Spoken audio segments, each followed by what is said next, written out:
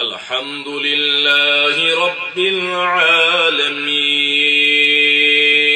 الرحمن الرحيم مالك يوم الدين إياك نعبد وإياك نستعين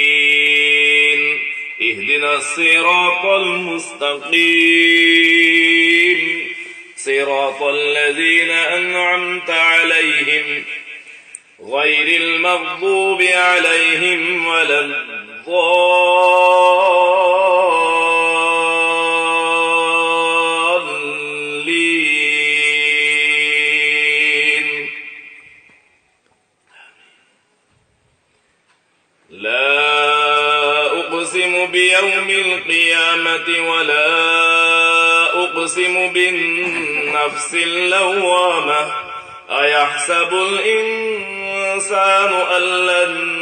نجمع عظامه بلى قادرين على أن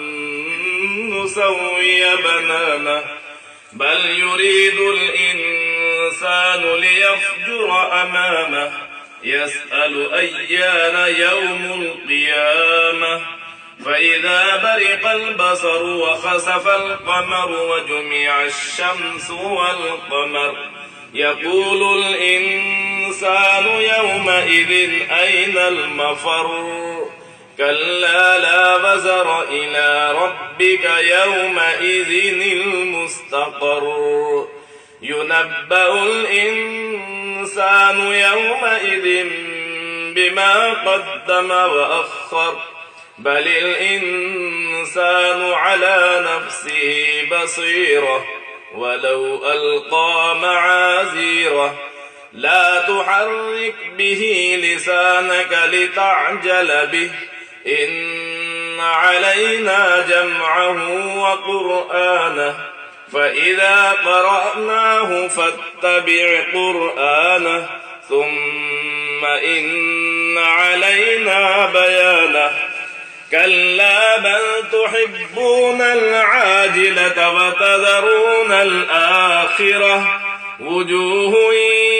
يومئذ ناظرة إلى ربها ناظرة ووجوه يومئذ باسرة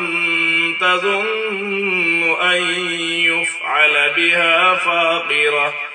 كلا إذا بلغت التراقي وقيل من راق وظن أنه الفراق